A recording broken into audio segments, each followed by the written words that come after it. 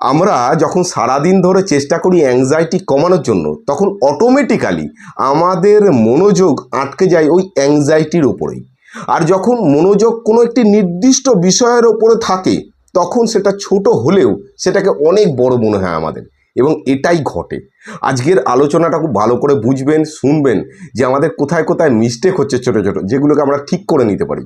এবং এগুলো খুব সাধারণ বিষয়, এগুলোকে ঠিক আপনারা করতে পারবেন। দেখুন, হয় কি যে আমাদের যাদের অ্যাংজাইটি, ওসিডি বা অন্যান্য ডিসঅর্ডারগুলো থাকে, প্যানিক অ্যাটাক হচ্ছে হয়তো কারোর বারবার, বা অন্যান্য ওভার থিঙ্কিং আসছে, বারবার কোনো একটা চিন্তাভাবনা আসছে, তার মধ্যে আমরা জড়িয়ে পড়েছি।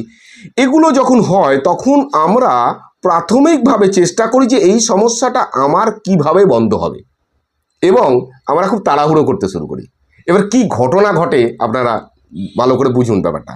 যখন কোনো একজন ব্যক্তি, তার কোনো একটি চিন্তা আসছে, সে চিন্তাটা ভয় রিলেটেড হতে পারে, সন্দেহ রিলেটেড হতে পারে, যে কোনো ধরনের হতে পারে, যে কোনো ডিসঅর্ডার আছে আমি যদি ধরিনি তার মধ্যে, তো সেই ব্যক্তি কি করে, সারাদিন ধরে সেই বিষয়টা কমছে না তার উপর ফোকাস দেয়। অর্থাৎ অ্যাংজাইটি কমানোর চেষ্টা সকালবেলা থেকে করতে শুরু করে, ওসিডি কমানোর চেষ্টা সকালবেলা থেকে করতে শুরু করে, আমার যেন সমস্যাগুলো না হয়, আমার যেন সমস্যাগুলোর থেকে মুক্তি পেয়ে যায়, এবং কখন মুক্তি পাবো, কিভাবে মুক্তি পাবো, কিভাবে তার পথ হতে পারে, সারাদিন ধরে এই বিষয়গুলো নিয়ে ভাবি, এবং কম হচ্ছে কি না সেটাকে আমরা নোটিস করার চেষ্টা করি। রাতে ঘুমানোর সময় তাই করছি, ঘুম থেকে ওঠার সময় তাই করছি। তাহলে আমাদের কি হচ্ছে, অটোমেটিক্যালি আমাদের চিন্তাভাবনাগুলো সেই বিষয়টার দিকেই আটকে যাচ্ছে। তার ফলে কি হচ্ছে, আমাদের বিষয়টার থেকে কি আমরা দূরে গেলাম, না আরও কাছাকাছি এসে গেলাম। ভালো করে বুঝুন, আমাদের মস্তিষ্ক একটা সময় একটা চিন্তাই করতে পারে, দুটো বিষয়কে নিয়ে সে প্রসেস করে না, একটা বিষয়কে নিয়ে প্রসেস করে। ধরুন, আপনার বন্ধু আপনাকে ফোন করেছে, এবং আপনার বন্ধু আপনাকে ফোন করে আপনার সাথে কথা বলছে, আর বাড়িতে আপনার বাবা কিংবা মা, আপনার ওয়াইফ আপনাকে কোনোভাবে একটা কথা আর একটা জায়গা থেকে বলার চেষ্টা করছে, বা পাশে বসে আছে বলছে। আপনি দুদিকে কিন্তু ফোকাস দিতে পারবেন না, আপনি একদিকে ফোকাস দিতে পারবেন। ঠিক সেম বিষয়টা ঘটে। আমরা যখন অ্যাংজাইটি বা ওসিডি বা ওই চিন্তাগুলোর দিকে ফোকাস দিই, তখন আমরা দুনিয়া থেকে ডিসকানেক্ট হয়ে যাই, কারণ এগুলো তো আমাদের ভেতর ভেতর চলে। আর যখন আমরা আমাদের নিজস্ব কাজবাজের দিকে ফোকাস দিই, তখন কি হয়, সেই কাজের চিন্তাগুলো আমাদের আসতে থাকে আস্তে আস্তে। এবার ঘটনাটা হয় কি, দু একদিন চেষ্টা করার পরে মানুষ ভাবে যে প্রসেসটা নর্মাল হয়ে গেল। দেখুন, বাস্তবেতে বুঝতে হবে যে 6 মাস, 1 বছর বা 10 বছর ধরে আপনি অ্যাংজাইটি, ওসিডি, প্যানিক ডিসঅর্ডার, অন্যান্য রকম ভয়, পার্সোনালিটি ডিসঅর্ডার, এগুলো মনে মনে সন্দেহ করছেন, এই বউ ছেড়ে চলে যাবে, স্বামী ছেড়ে চলে যাবে, বিভিন্ন রকম চিন্তা করছেন, ভাবছেন। রিলিজিয়াস ওসিডি আছে কারোর মনে হচ্ছে কুকুরে কামড়ে দেবে, কারোর মনে হচ্ছে সাপে কামড়ে দেবে, কারোর মনে হচ্ছে যেন হার্ট অ্যাটাক হয়ে যাবে, কেউ ভাবছে যে আমার রাত্রিবেলা ঘুমোলে শরীর ভালো হয়ে যাবে, কেউ মনে হচ্ছে সকালবেলা উঠে আমার পেটটা হালকা হালকা টন করে উঠলো, কিডনির কোনো সমস্যা হলো, এইবার সারাদিন ধরে কিডনি রিসার্চ করতে শুরু করে দিল। এই ঘটনা ঘটছে। তো হয় কি, যখন এই বিষয়গুলোর দিকে আমরা ফোকাস দিই, তখন আমাদের আশেপাশের যে আমার যে লাইফের, নর্মাল লাইফের যে কাজগুলো আছে, সেগুলোকে আমরা ফোকাস দিই না। এবং যখন আমরা দিই না, ওই কাজগুলো কিন্তু আমাদের কাছে আর ইন্টারেস্টেড মনে হয় না, অর্থাৎ আমাদের মস্তিষ্কের কাছে সেগুলো গুরুত্বপূর্ণ মনে হয় না। গুরুত্বপূর্ণ মনে হয় কি, এই চিন্তাভাবনা। এবার যখন আপনি বারবার কোনো চিন্তাভাবনা দিচ্ছেন, বারবার কোনো একটা বিষয় নিয়ে ভাবছেন, তখন মস্তিষ্ক সেটাকে স্বাভাবিকভাবে গুরুত্বপূর্ণ ভাববে, আর গুরুত্বপূর্ণ যেটাকে ভাববে সেটাই তো আমাকে বারবার দেওয়ার চেষ্টা করবে। ভালো করে বুঝুন, আপনি যদি কোনো একটি চিন্তা যেটা করছেন সেটা যদি ভালো হয়, অর্থাৎ নিরাপদ, আপনার ক্ষেত্রে কোনো প্রবলেম নেই, সেই চিন্তাটা বারবার আসে না। আর যদি নিরাপদ না হয়, তাহলে সেই চিন্তাটা বারবার আসে। ধরে নিন, আপনি সারাদিন কতবার জল খেয়েছেন। আমি যদি বলি যে আপনি যে ভিডিওটা আজকে দেখছেন, যে সময় দেখুন না কেন, আপনাকে যদি আমি প্রশ্ন করি যে কালকে আপনি সকালবেলা থেকে বিকেলবেলা পর্যন্ত অথবা রাত পর্যন্ত আপনি কতবার জল খেয়েছেন, আপনি দেখবেন যে মনে করতে পারছেন না, অথবা মনে করলেও অনেক প্রেসারাইজ করতে হচ্ছে। অর্থাৎ এটা গুরুত্বপূর্ণ নয়, স্বাভাবিকভাবে আসছে। তো এটাকে আমি গুরুত্ব দিচ্ছে না বলে মনে থাকছে না।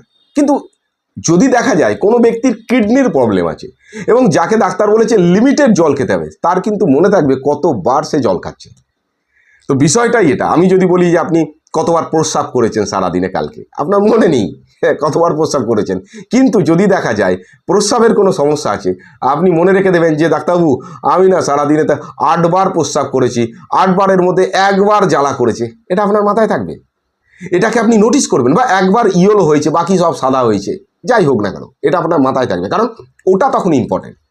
তা যার ফলে কি, আপনি যতবার প্রস্রাব করছেন ততবার নোটিস করছেন কি হচ্ছে, রং কি হচ্ছে, হ্যাঁ রামধনু কালার হচ্ছে না হলুদ হচ্ছে, কি হচ্ছে আপনি সেটা নোটিস করছেন। তাহলে বিষয়টা হচ্ছে যে আমরা যখন কোনো একটি চিন্তাকে কমানোর চেষ্টা করি এবং তাড়াহুড়ো করি, এই ধরনেরই সমস্যা কিন্তু আমাদের হয়। এটা হচ্ছে দ্বিতীয় বিষয়, এটাকে ভালো করে বুঝবেন।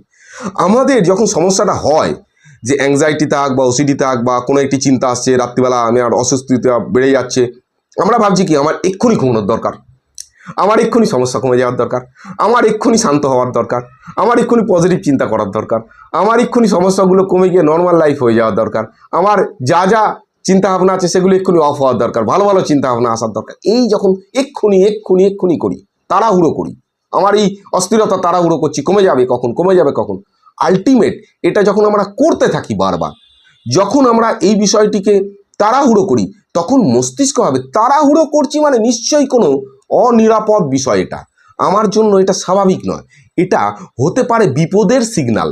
অটোমেটিক্যালি মস্তিষ্ক সেটাকে বিপদের সিগন্যাল ধরে এবং আপনার সিম্প্যাথেটিক নার্ভাস সিস্টেম প্রবলভাবে অ্যাক্টিভ হয়ে যায় এবং যে লেভেলে আপনার সমস্যা ছিল, যাই সমস্যা থাক না কেন, সেটা আরও একটু বেড়ে যায়। দেখুন আপনি তাই করছেন, ঘুম, স্যার রাতে ঘুমোচ্ছে না, আমি ঘুমানোর চেষ্টা করছি। কেন চেষ্টা করছেন ভাই? ঘুমানোর কি চেষ্টা আমরা ছোট থেকে করেছি? জন্মের পরে আমাদেরকে কি ঘুমোতে শিখিয়েছে? শেখায়নি। ঘুম আমাদের কোনো কাজ নয়, ঘুম ব্রেনের নিজস্ব একটা প্রসেস। এই প্রসেসকে আমি বা আপনি হ্যান্ডেল করতে পারবো না। ঘুম আসলে ঘুম হবে। আপনি সিম্পলভাবে ভাবতে থাকুন যে আমার যদি ঘুম না আসে, আমি রেস্ট নিচ্ছি, সেটাই যথেষ্ট। কিন্তু আমি ওভারলোডেড করবো না ব্রেনকে। কিভাবে? দেখুন, আমরা যখন কোনো একটি বিষয়কে বলি যে আমাকে এক্ষুনি শান্ত হতে হবে, এক্ষুনি সমস্যা কমতে হবে, এক্ষুনি বুক ধরপড় কমতে হবে, তখন আমরা অজান্তেই মস্তিষ্কের কাছে আরও একটি প্রেসার দিয়ে দিই, চাপ দিয়ে দিই যে এক্ষুনি করতে হবে, এক্ষুনি করতে হবে। তাহলে এমনি চাপে আছি, আরও একটি চাপ দিলেন। ব্যাপারটা ক্লিয়ারলি বুঝতে পারছেন?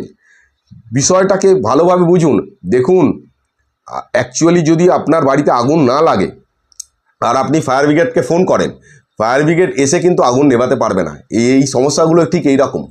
কোনো সমস্যা হয়নি, আপনার রিপোর্ট সব ক্লিয়ার, সব ওকে, তাও আপনি ভাবছেন যে কোনো একটি সমস্যা আছে। অর্থাৎ আপনি যদি ফায়ার ব্রিগেডকে বারবার ডাকেন এবং বলেন যে আমার বাড়িতে আগুন লেগেছে, আপনি নেভান, 2-4 বার আসার পরে না আপনাকে একদম দেবে আচ্ছা সে তারা। তো বিষয়টাই সেটা ঘটে যে আপনি আপনার মস্তিষ্ককে এত কনফিউজড করে দেন যে আমার সমস্যা হয়েছে, যে এখানে তো একজন সুস্থ মানুষ ভাবে আমি আরও কী করে সুস্থ হবো। একজন সুস্থ মানুষ আরও সুস্থ হতে পারে না। আপনার চিন্তা ভাবনাকে ঠিক করুন, মাইন্ডসেটটাকে ঠিক করুন যে হ্যাঁ, আমার যে চিন্তা ভাবনাগুলো আছে এক্ষুনি কমার দরকার নেই, ধীরে ধীরে কমবে। আমার যে সমস্যাটা আছে এক্ষুনি কমার দরকার নেই, ধীরে ধীরে কমুক। চলো ঠিক আছে, ছেড়ে দাও। ধরে নিন, দেখুন প্র্যাকটিক্যালি বিষয়টাকে বুঝুন।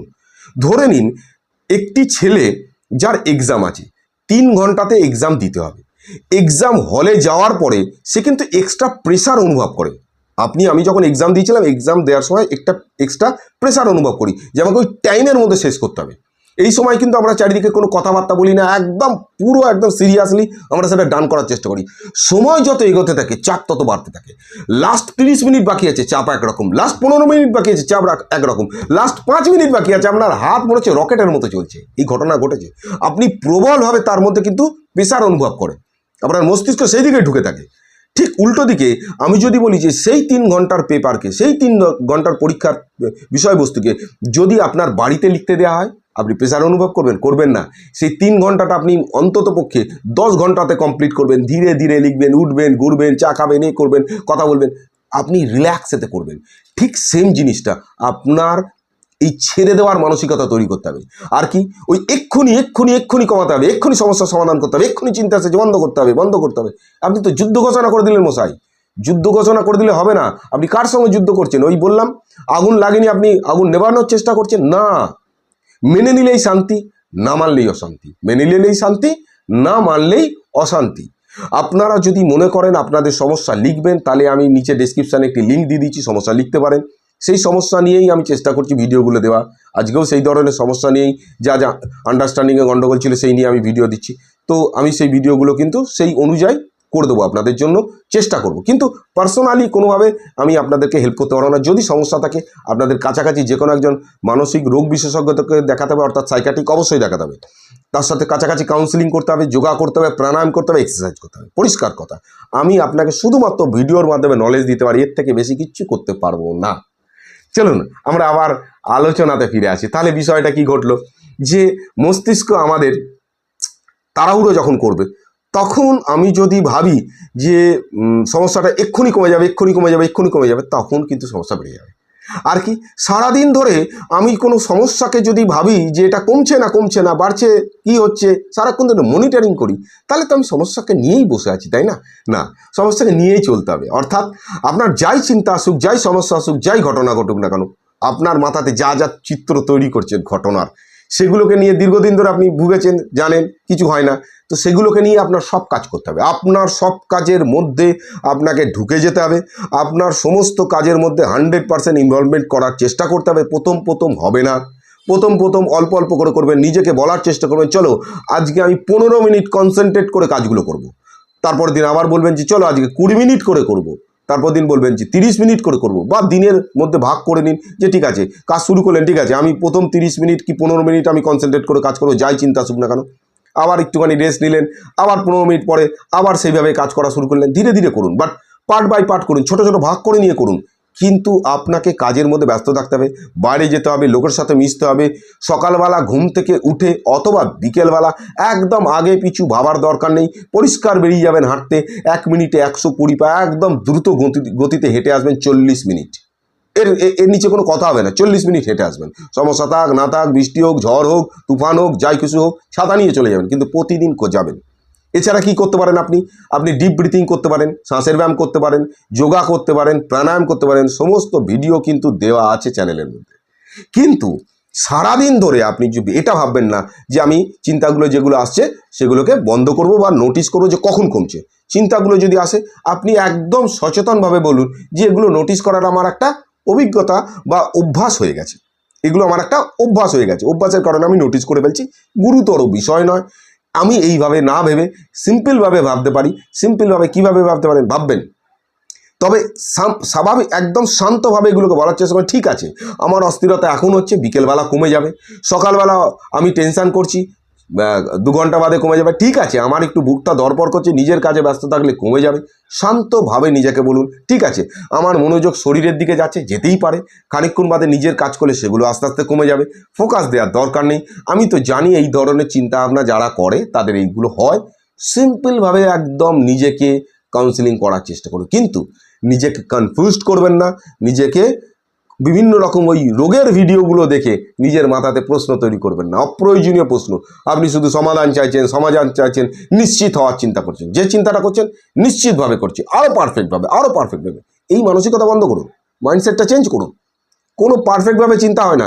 আপনি ভালো করে দেখুন, আপনি একটা চিন্তা করলেন, চিন্তাটা করার পরে কী করছে সেটাকে আবার পারফেক্টভাবে করার চেষ্টা করছে, আবার মনোপুত হলো না, আবার পারফেক্টভাবে করার চেষ্টা করছে, আবার মনোপুত হলো না, আবার পারফেক্টভাবে করার চেষ্টা করছেন। এই যে কোনো চিন্তা, যে চিন্তাটা আপনি করছেন দেখুন পারফেক্টভাবে করার চেষ্টা করছেন, এবং একই চিন্তার উত্তর আপনি বারবার চাইছেন। কি করছেন আপনি?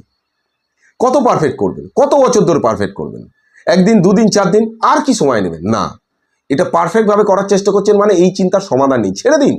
আমি যদি বলি যে আপনি বলতে পারবেন যে আমরা যে আলো দেখি, লাইট, এ কত কেজি?